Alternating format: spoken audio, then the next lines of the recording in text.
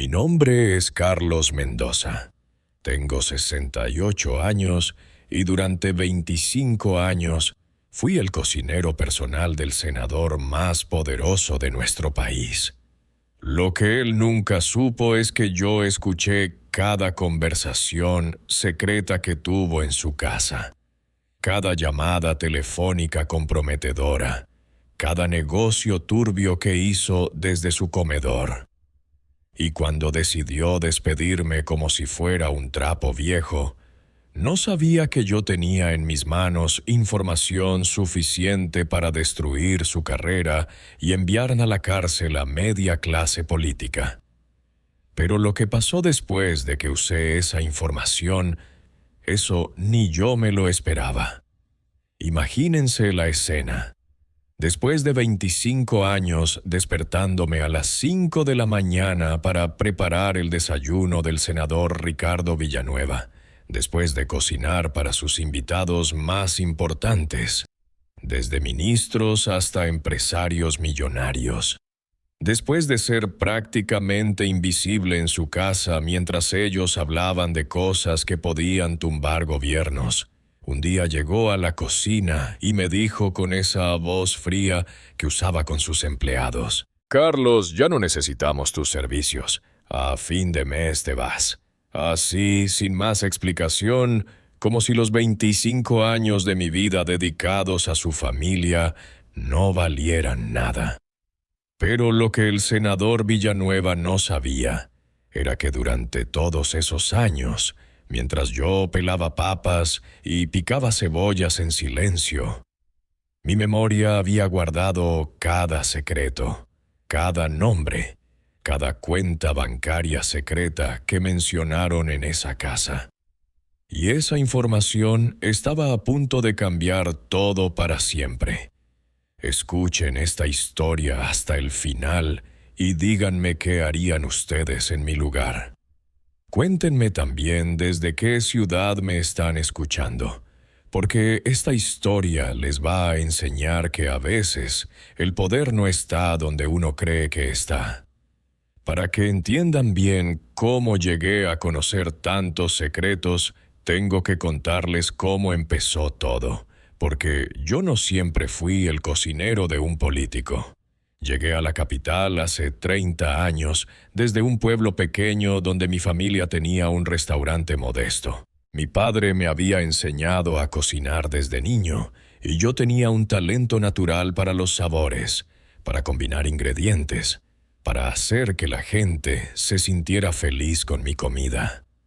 Cuando llegué a la ciudad, conseguí trabajo en varios restaurantes, siempre trabajando duro, siempre aprendiendo nuevas técnicas, nuevos platos.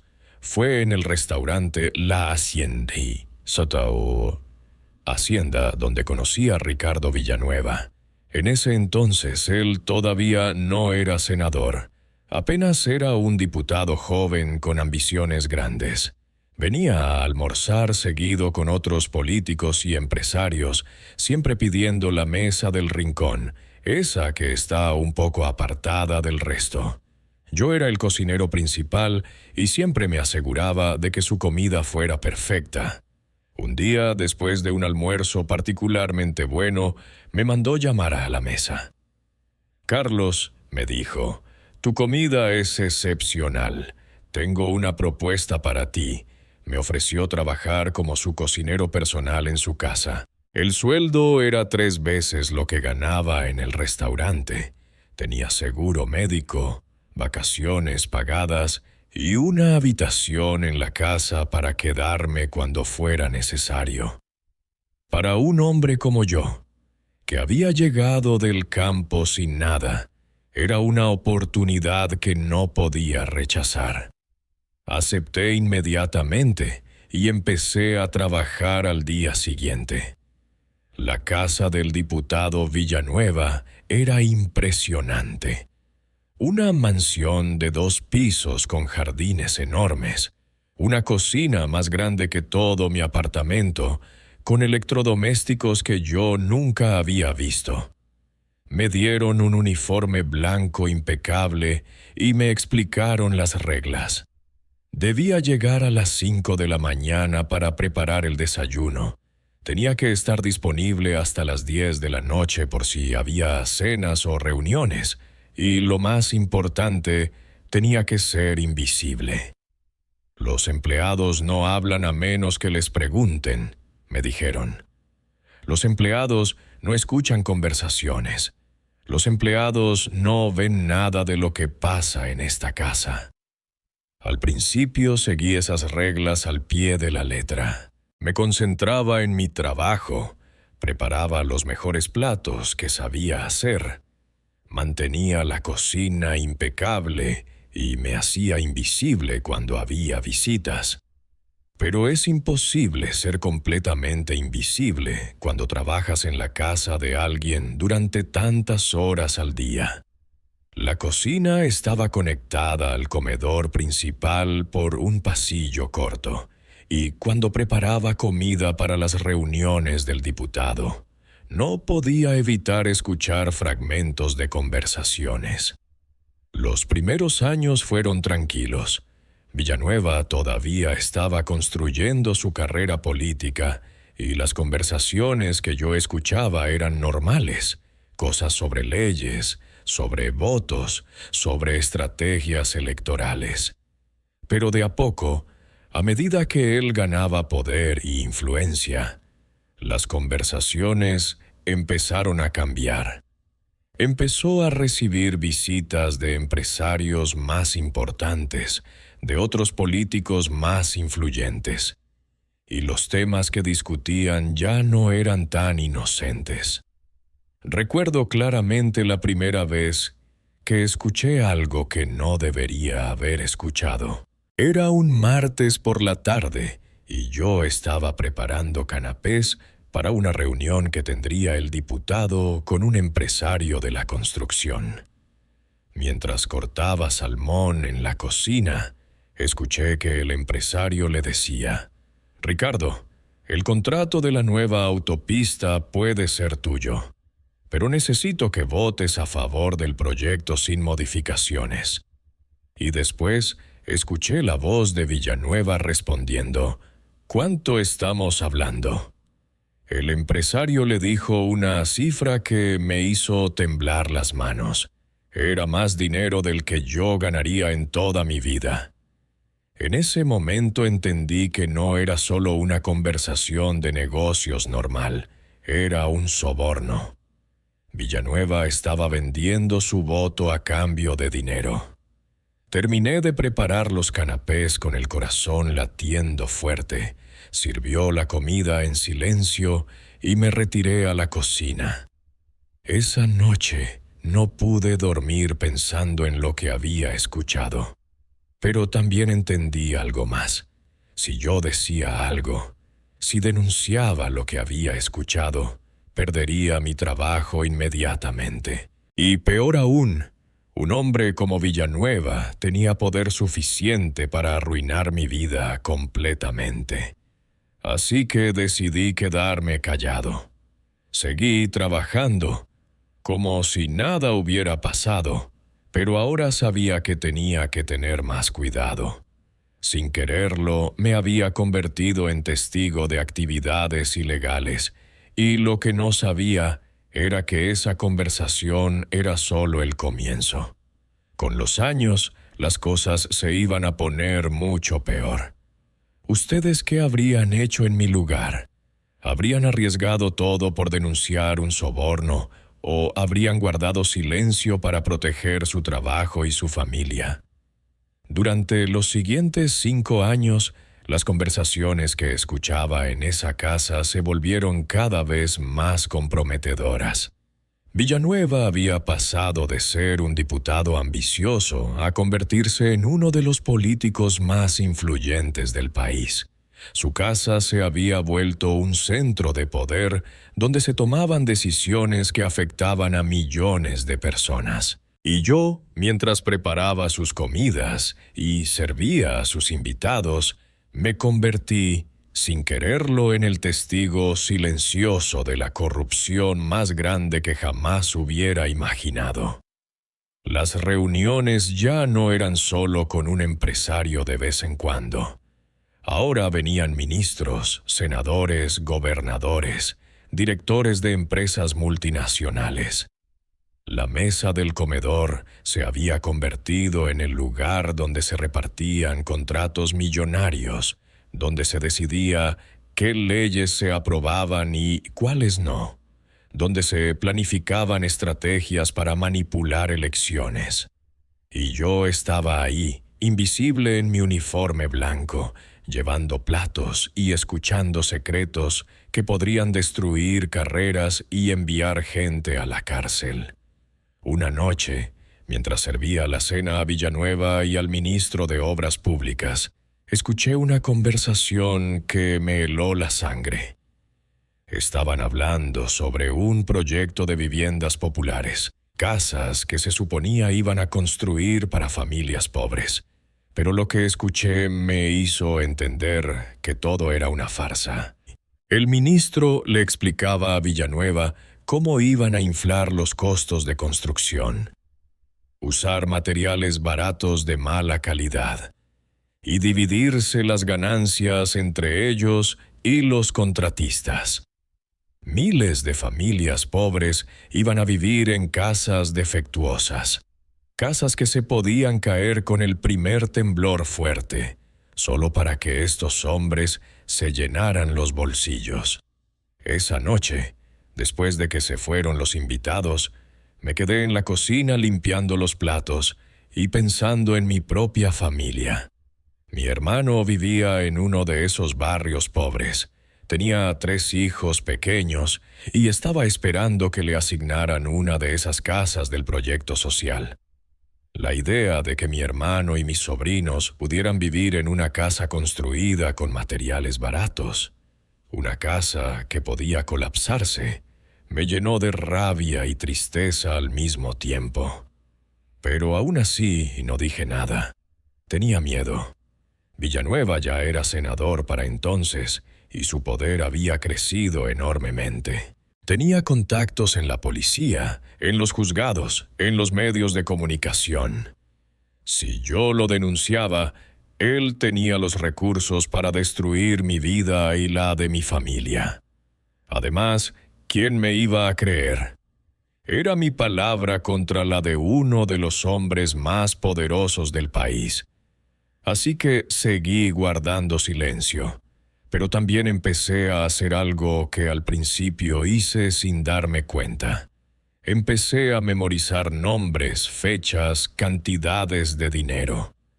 Cada vez que escuchaba una conversación comprometedora, esa noche en mi cuarto escribía todo lo que recordaba en un cuaderno pequeño que guardaba bajo el colchón.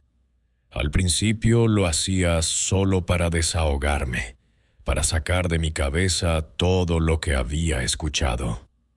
Pero de a poco me di cuenta de que estaba creando un archivo de información muy valiosa.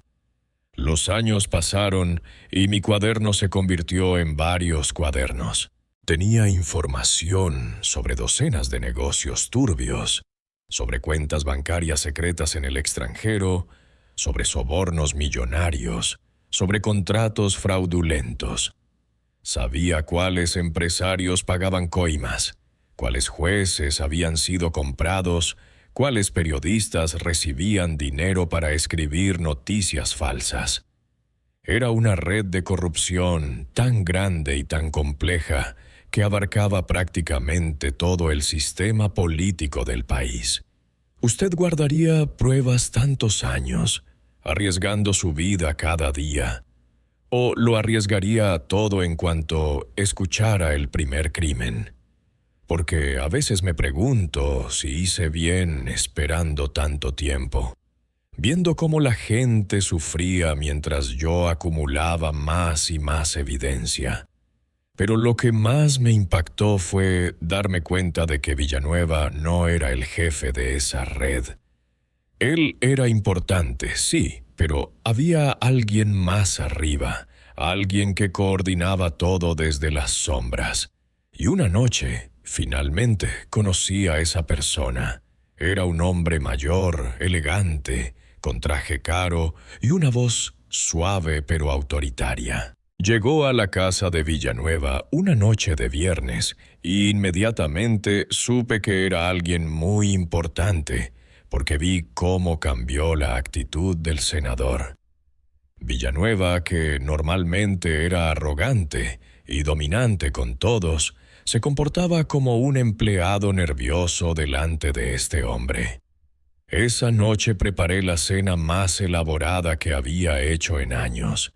Villanueva me había pedido específicamente que preparara lo mejor que supiera hacer, sin importar el costo. Mientras cocinaba, podía sentir la tensión en el aire. Esta no era una reunión social normal. Durante la cena, que serví en el comedor privado más pequeño para que tuvieran más privacidad, escuché fragmentos de la conversación más reveladora de mi vida.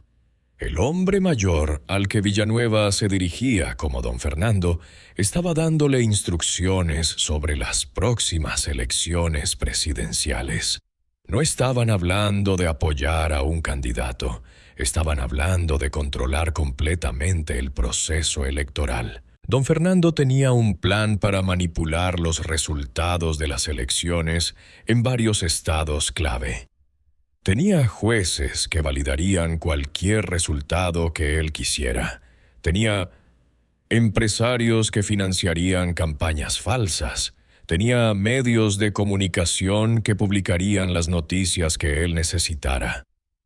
Y tenía políticos como Villanueva que ejecutarían el plan desde adentro del sistema. Lo que más me impactó fue entender que no se trataba solo de elegir a un presidente que les convenía. Se trataba de establecer un sistema donde ellos controlaran completamente el país, donde pudieran saquear los recursos públicos sin límite, donde nadie pudiera detenerlos jamás. Esa noche, después de que se fue don Fernando, me quedé despierto hasta las 4 de la mañana escribiendo todo lo que había escuchado. Por primera vez, en 20 años trabajando en esa casa, sentí que tenía información tan peligrosa que podía cambiar el destino del país entero. Pero también sabía que esa información me convertía en un hombre muy peligroso para gente muy poderosa. Y pronto iba a descubrir qué tan peligroso era en realidad. Los últimos 5 años de mi trabajo en casa de Villanueva fueron los más tensos de mi vida. Después de esa reunión con don Fernando, las cosas cambiaron completamente.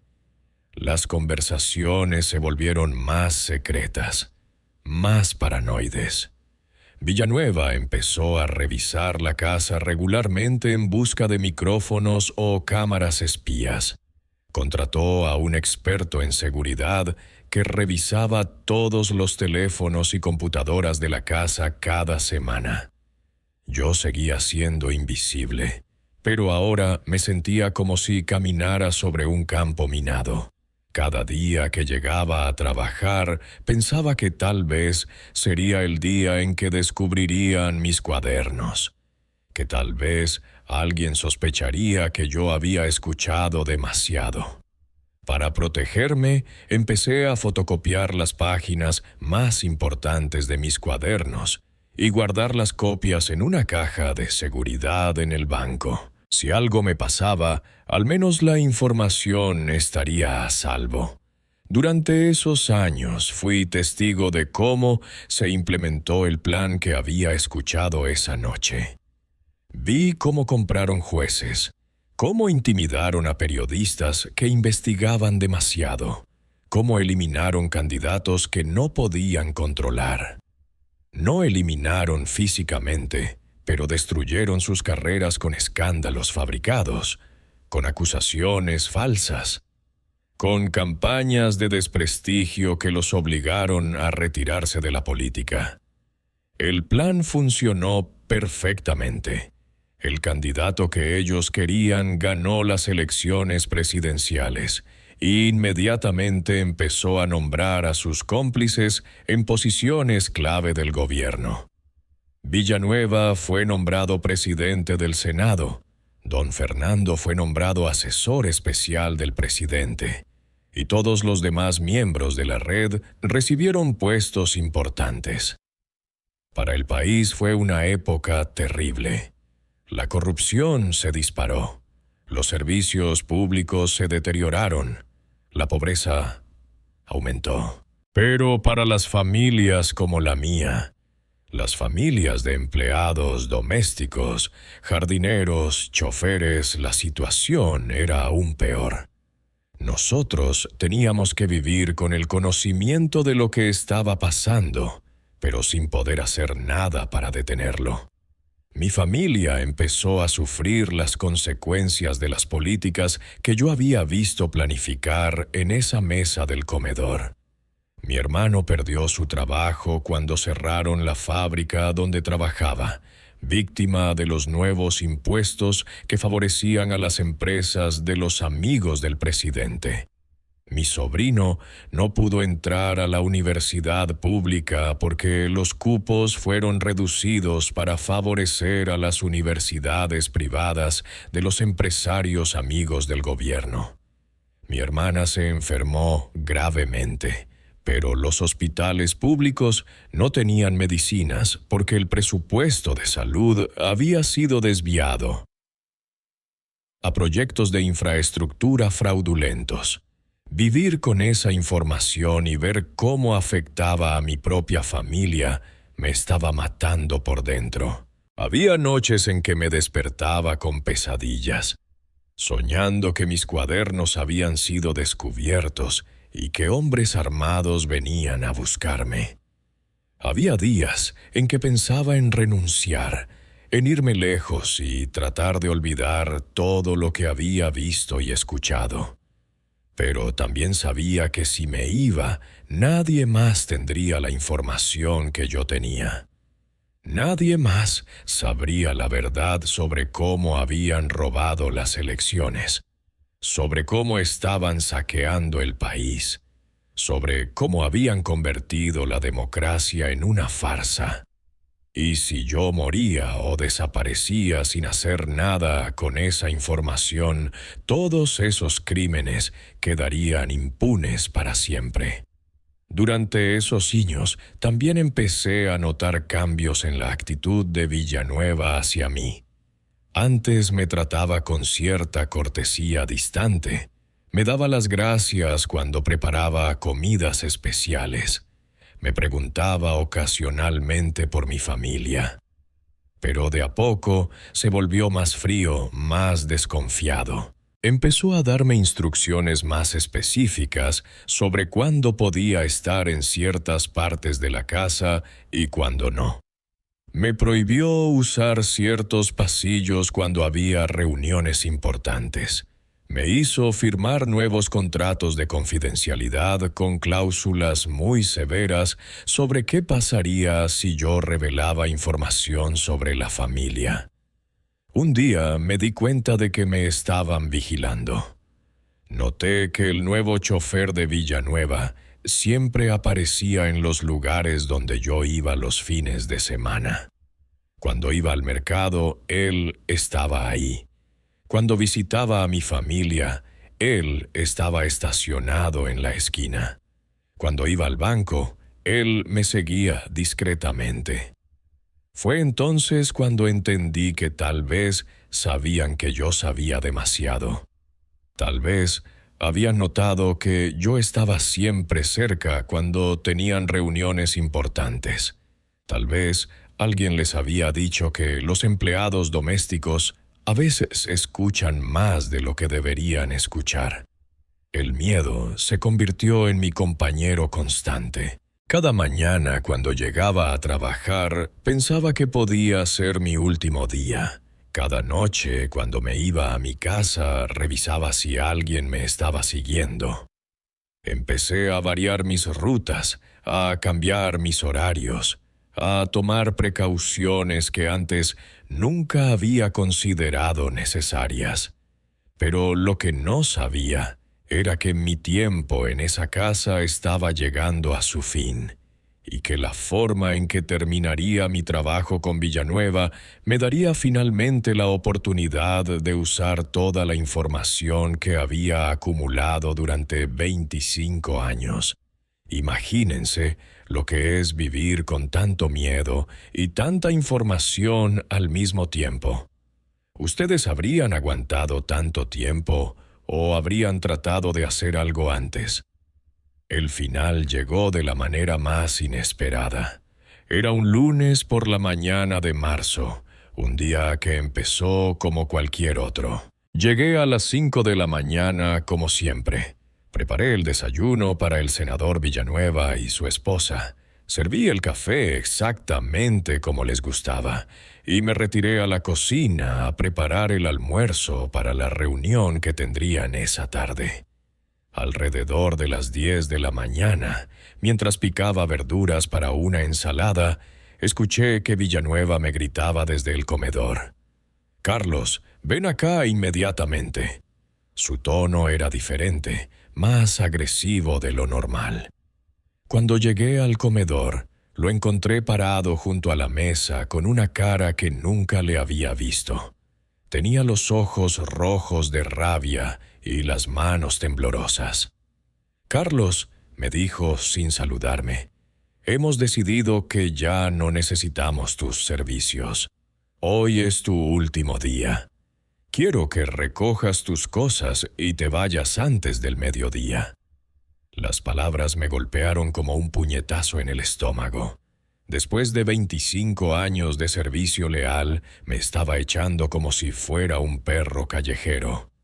«¿Puedo preguntar por qué, senador?», le dije tratando de mantener la calma. Él me miró con desprecio y respondió: «No tienes que preguntar nada.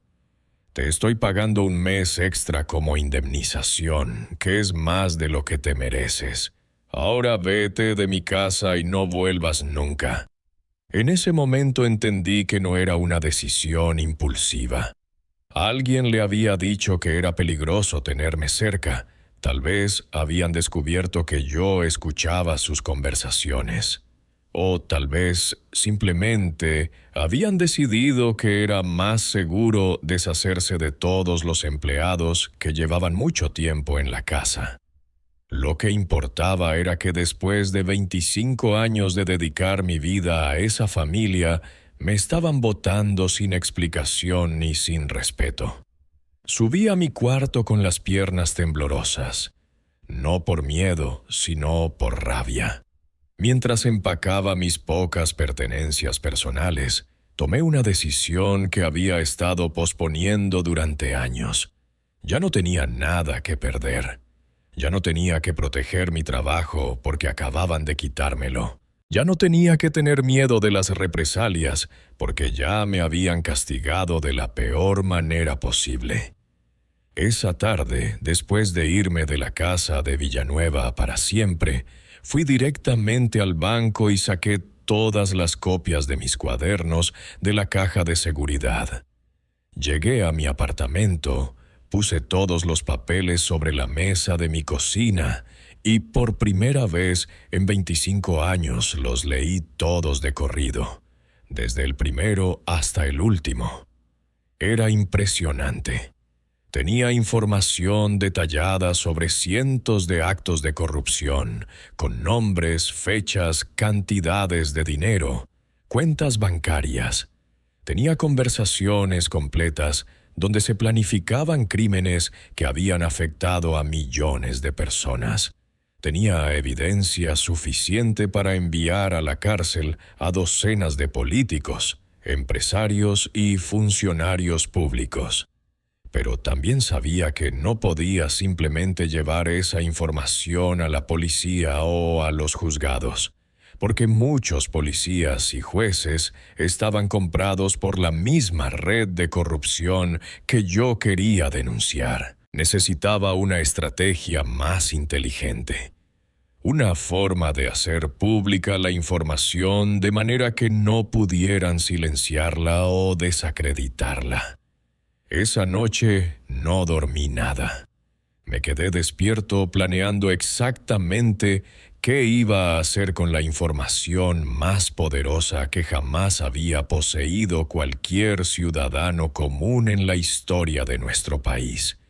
Y al amanecer tomé la decisión que cambiaría mi vida y la vida de millones de personas para siempre. ¿Qué creen que hice? ¿Qué habrían hecho ustedes con esa información? Mi plan era más complejo de lo que cualquiera podría haber imaginado. Durante 25 años observando cómo operaba el poder, había aprendido que la información por sí sola no es suficiente. La información necesita llegar a las personas correctas en el momento correcto y de la manera correcta para que tenga impacto real. Lo primero que hice fue seleccionar cuidadosamente qué información revelar primero. No podía publicar todo de una vez porque sería demasiado abrumador y la gente no sabría qué creer. Decidí empezar con los casos más claros y más fáciles de entender. Aquellos donde tenía evidencia contundente que cualquier persona común podría verificar. Empecé con el caso de las viviendas populares que había escuchado discutir años atrás. Tenía nombres específicos de los funcionarios involucrados, las empresas que habían ganado los contratos, las cantidades exactas que habían robado, y hasta tenía el número de la cuenta bancaria en el extranjero donde habían depositado el dinero robado. Era un caso perfecto porque afectaba directamente a familias pobres que todo el mundo podía ver que estaban viviendo en casas de mala calidad.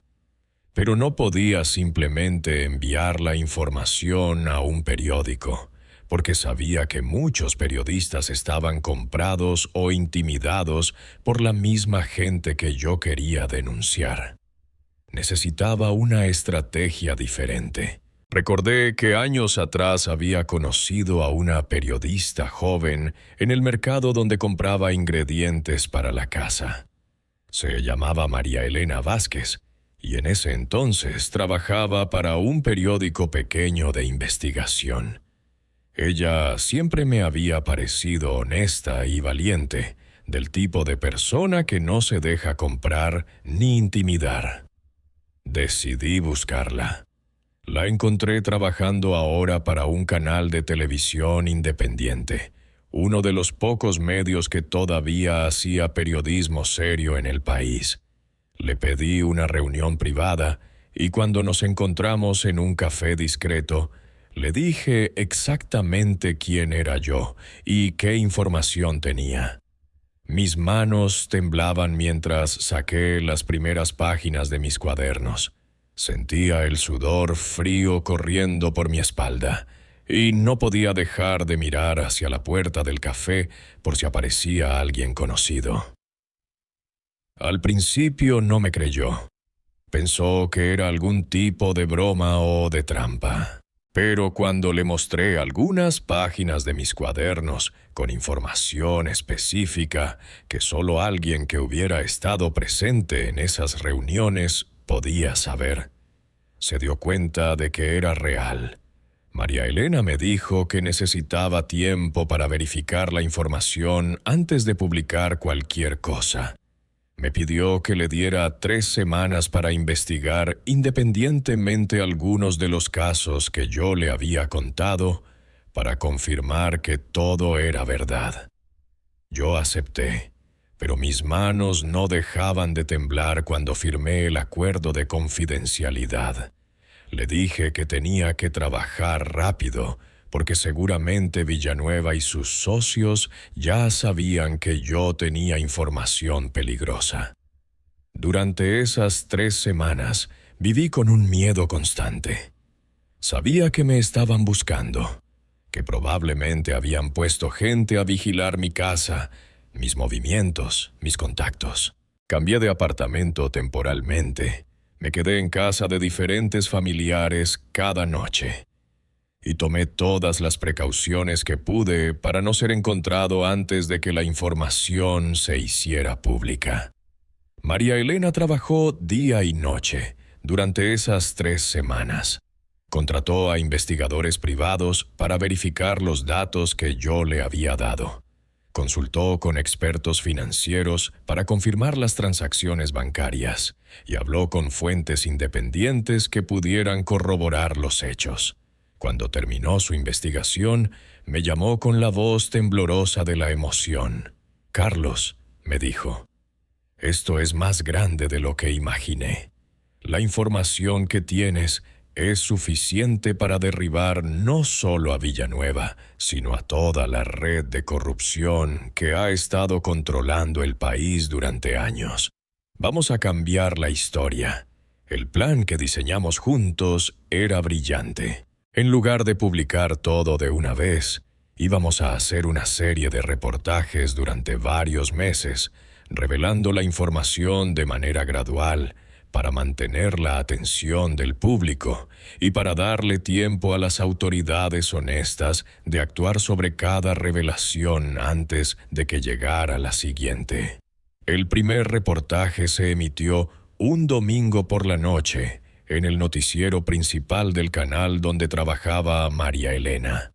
El impacto fue inmediato y devastador. En menos de 24 horas,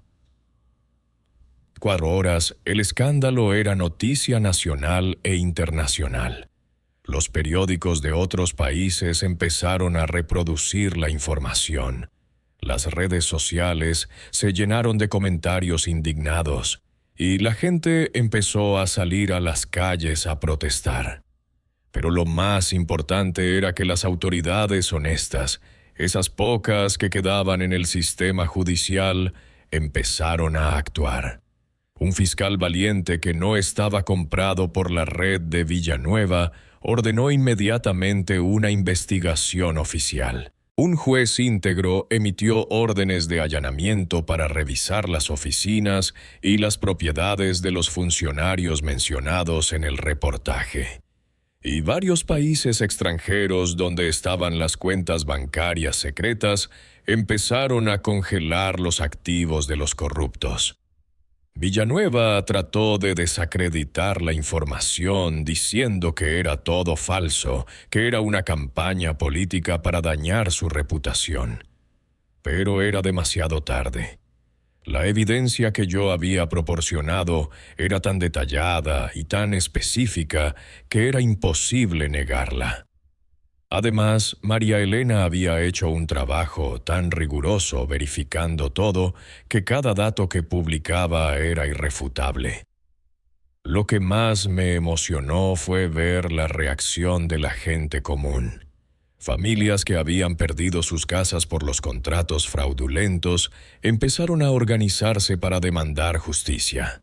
Trabajadores que habían perdido sus empleos por las políticas corruptas empezaron a exigir reparaciones. Estudiantes que no habían podido acceder a educación de calidad empezaron a protestar en las universidades.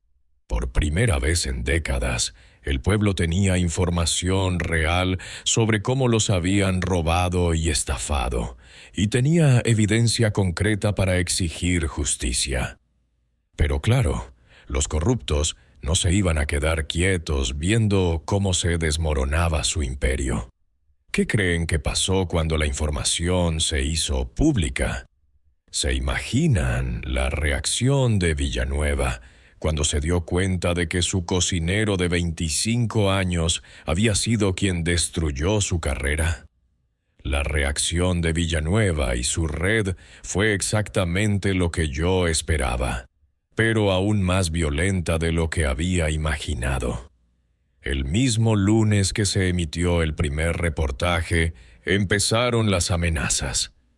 Recibí llamadas telefónicas anónimas diciéndome que me iban a matar si no me retractaba públicamente de todo lo que había dicho.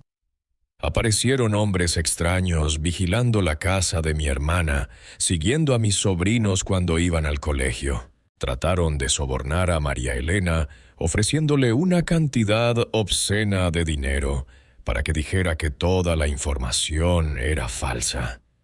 Pero nosotros estábamos preparados para eso. Antes de hacer pública la primera información, María Elena había coordinado con organizaciones internacionales de derechos humanos para que me dieran protección. También había enviado copias de toda la información a periodistas de otros países, para que si algo nos pasaba a nosotros, la información siguiera saliendo a la luz. La estrategia funcionó perfectamente. Cada semana salía un nuevo reportaje con información más devastadora.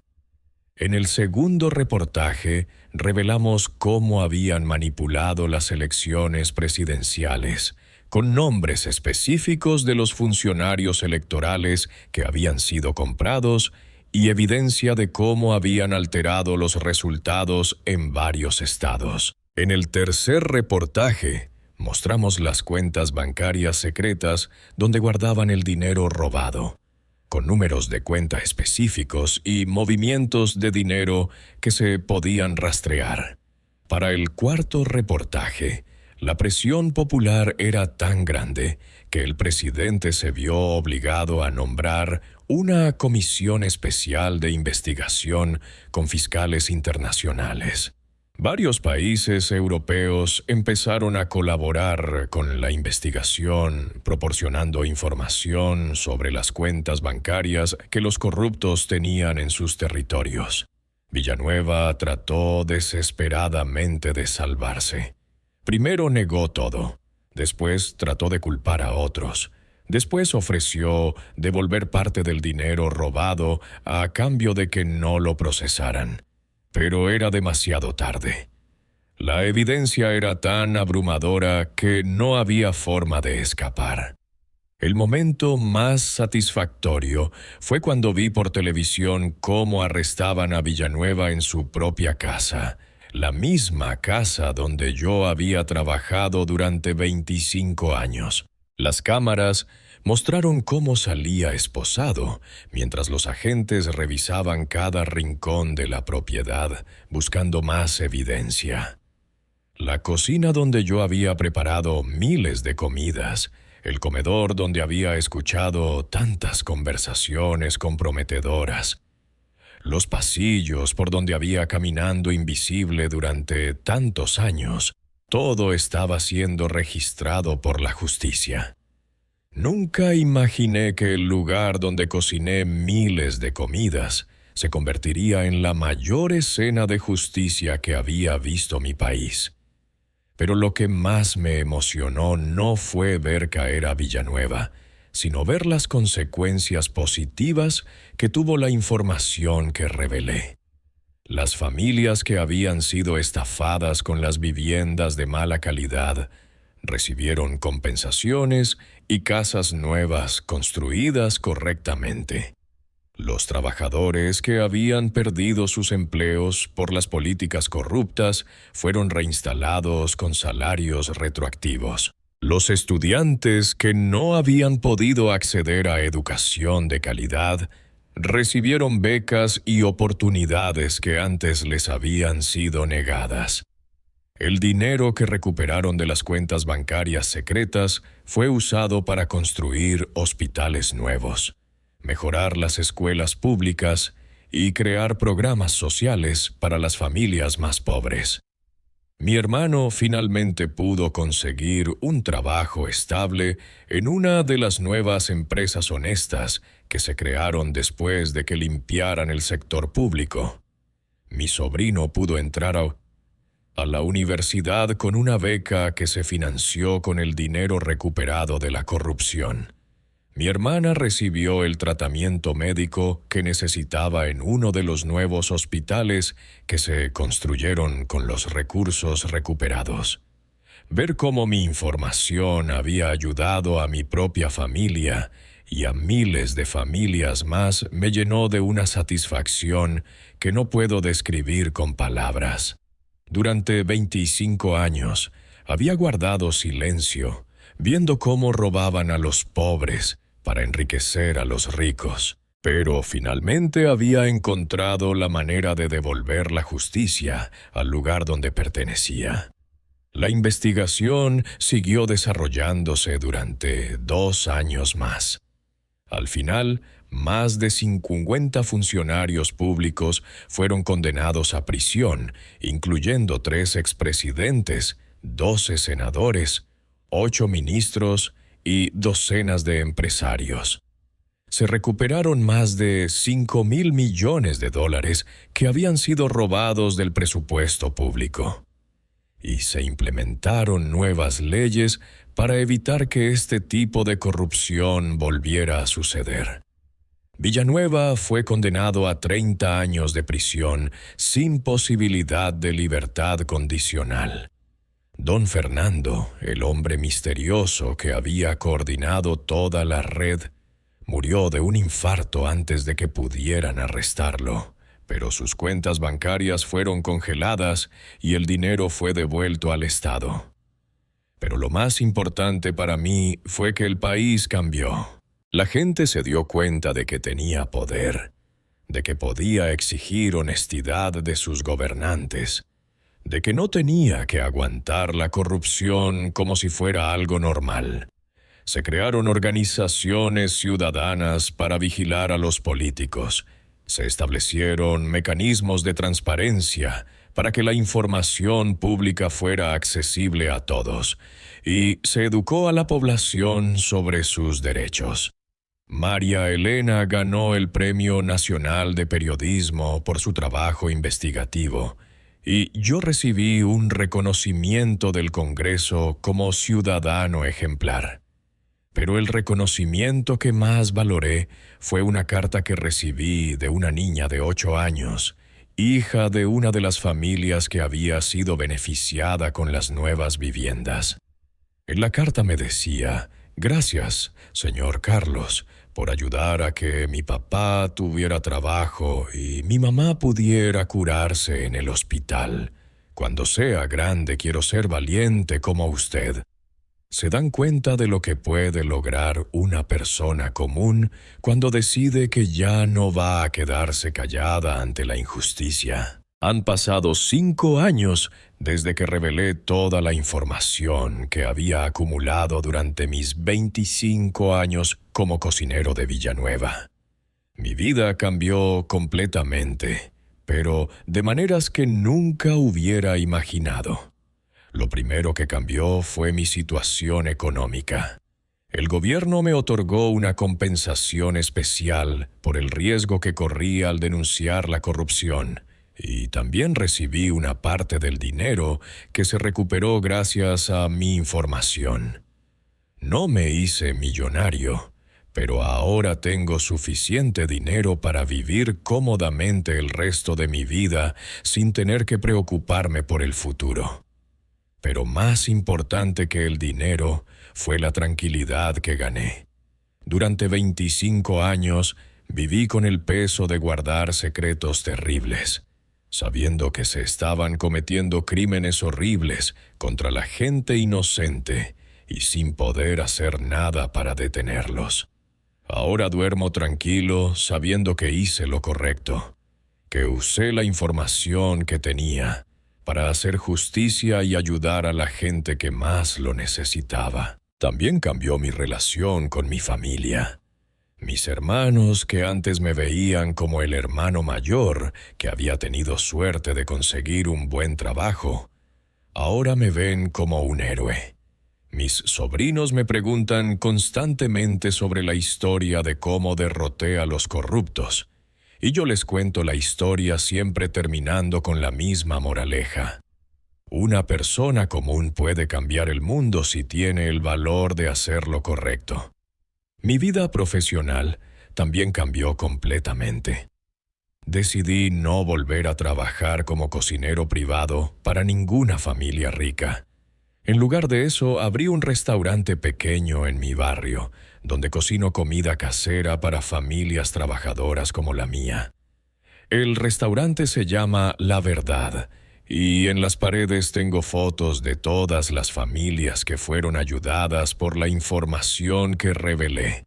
Pero lo que más me llena de orgullo es que mi historia inspiró a otras personas a denunciar la corrupción cuando la vean.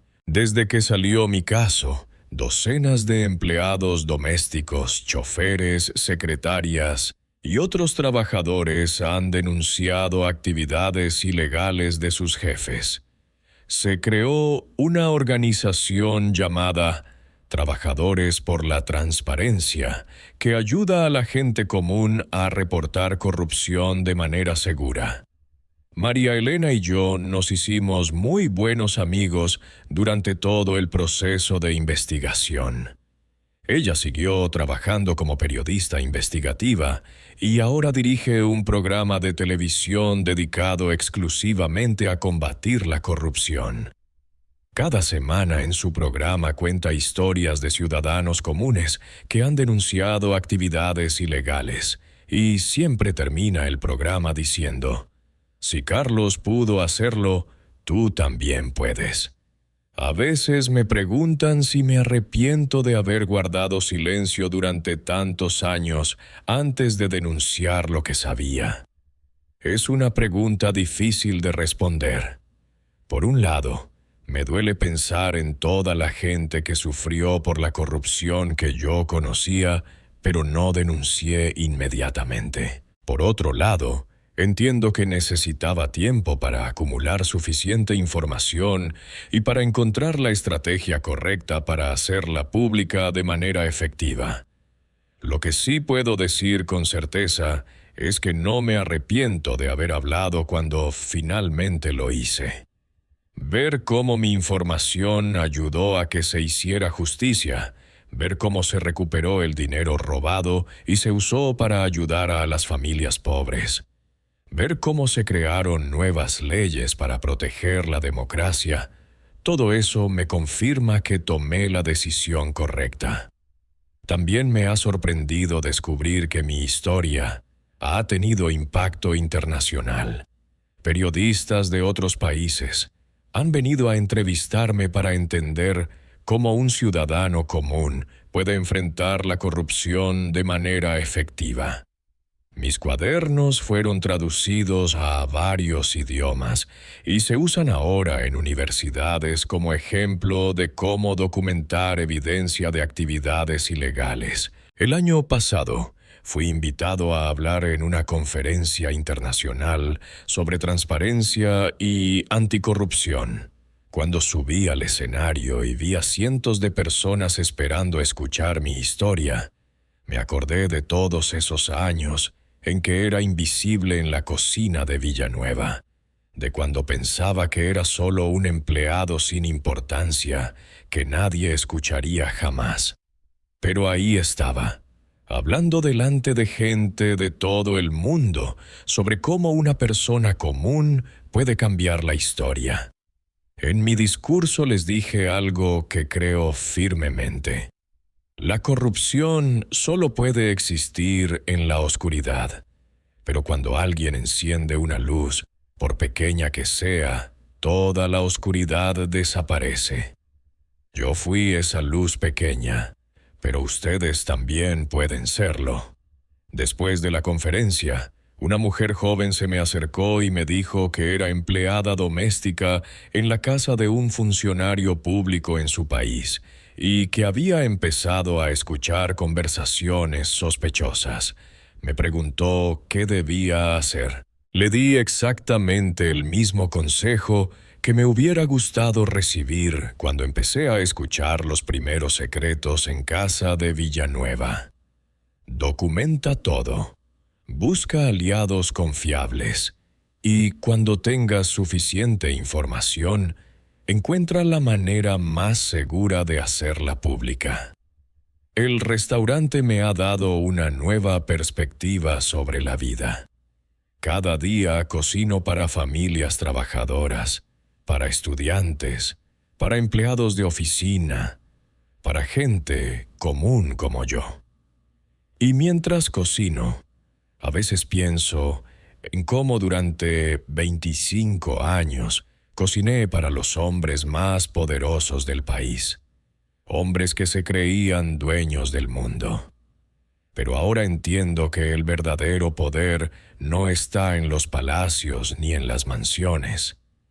El verdadero poder está en la gente común que trabaja honestamente, que cuida a sus familias, que trata de hacer lo correcto todos los días. Mi historia también me enseñó algo importante sobre el valor. Durante años pensé que era cobarde por no denunciar inmediatamente lo que sabía. Pero ahora entiendo que el valor no es la ausencia de miedo, sino hacer lo correcto a pesar del miedo. Yo tuve miedo todos los días durante 25 años, pero al final encontré la manera de usar ese miedo para motivarme a actuar. ¿Saben qué es lo que más me emociona de todo lo que pasó? Que mi historia demostró que en cualquier lugar donde haya corrupción, siempre hay alguien común que está viendo, que está escuchando, que está documentando.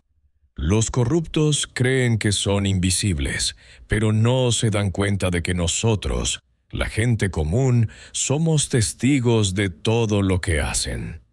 Si usted llegó hasta aquí escuchándome, le agradezco de corazón por haberme acompañado y también quiero darle las gracias al canal Historias Reales por darme la oportunidad de contar mi historia. Y para ayudar a este canal, suscríbase aquí y comparta este video, porque todos los días hay una historia nueva. Y quién sabe, una de ellas puede ser parecida a la suya también. Al final, lo único que realmente importa no es cuánto poder tengan los corruptos, es cuánto valor tengamos los ciudadanos comunes para enfrentarlos. Y ese valor a veces está en los lugares menos esperados, en la cocina de una mansión, en el garaje de una empresa, en la oficina de un gobierno, en cualquier lugar donde una persona honesta esté dispuesta a decir la verdad. ¿Y usted qué elegiría? ¿Guardar silencio por miedo o arriesgarse a cambiar el mundo? Cuénteme si esta historia también tuvo sentido para usted y dígame desde qué ciudad me está escuchando. Porque historias como esta están pasando en todos lados. Y tal vez usted sea la próxima persona que tenga el valor de encender una luz en la oscuridad.